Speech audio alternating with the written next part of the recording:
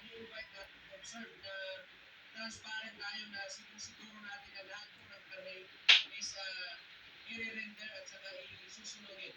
So nandun po ang may-ari o representative na may-ari, kasama din po yun sa pag-sunog po o sa pag-extract po ng karne. Doc Jun, magandang umaga. Para sa ating mga mamimili, lalo na ngayong magpapasko po, no?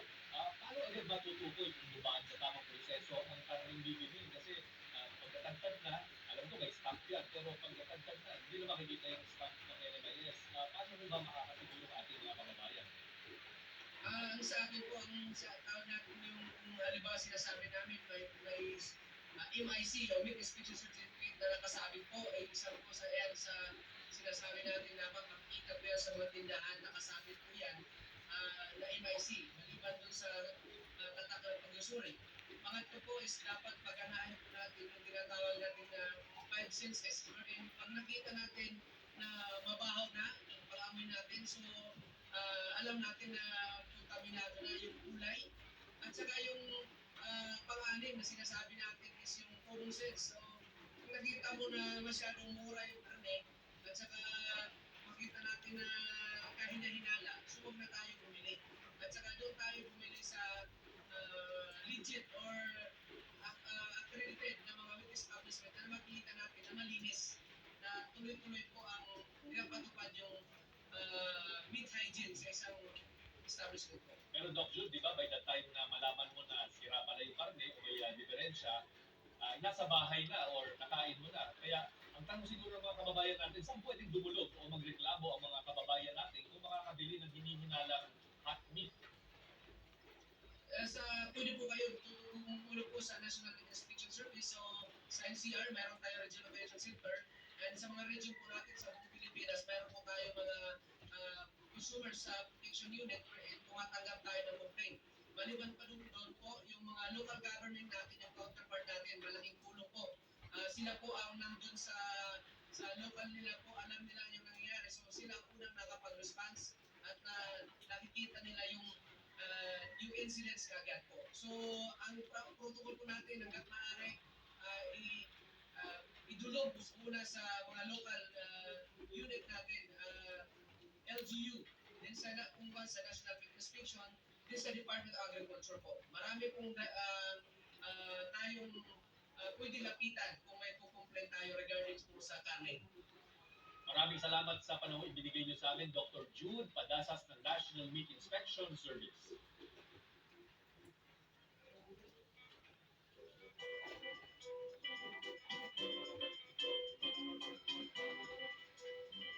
Sa mga Maricong Swifterian, isang achievement na naman ang nakuha ni Mother Taylor Swift. Siya ang may pinakamaraming streams o yung top global artist sa isang streaming app ngayong 2023. Ayon sa app, 26.1 billion ang stream sa mga kanta ni Taylor mula noong January 1. Bilang pasasalamat sa suporta ng kanyang fans, nirelease ni Taylor sa streaming app ang bold track na You're Losing Me. Dati kasi available lang ito, ang kantang ito sa CD version ng kanyang album ng Midnight's Late Night Edition. Mga mare, heto naman ang latest sa mga pelikula this coming Christmas. Ni-launch na kahapon ang full trailer ng Firefly na official entry sa 2023 MMFF. Nay, sana malaki na rin ako. Parang meron ng bata. Baka pag-umakapang na rin ako.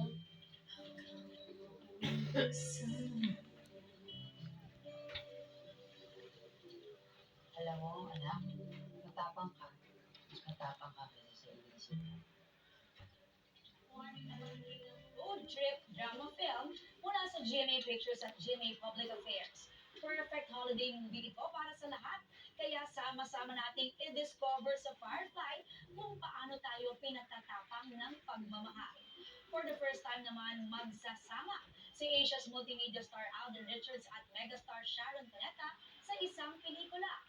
Feel good daw ang hatid ng pelikulang Family of Two para sa mga manonood sa paparating na Pasko. Si megastar agad daw pumayag nang malamang makakatrabaho niya rito si Alden. Kamakailan, pinalakpakan din ang premiere ng MMFF film na Gomburza. Bumuhos ang emosyon ng mga leading men matapos ang pelikula. Susunod, ang nakakaantig na sorpresa ng isang anak sa kanyang nanay, nag-trending. Sa pagbabalik po yan ng Balitang Halik.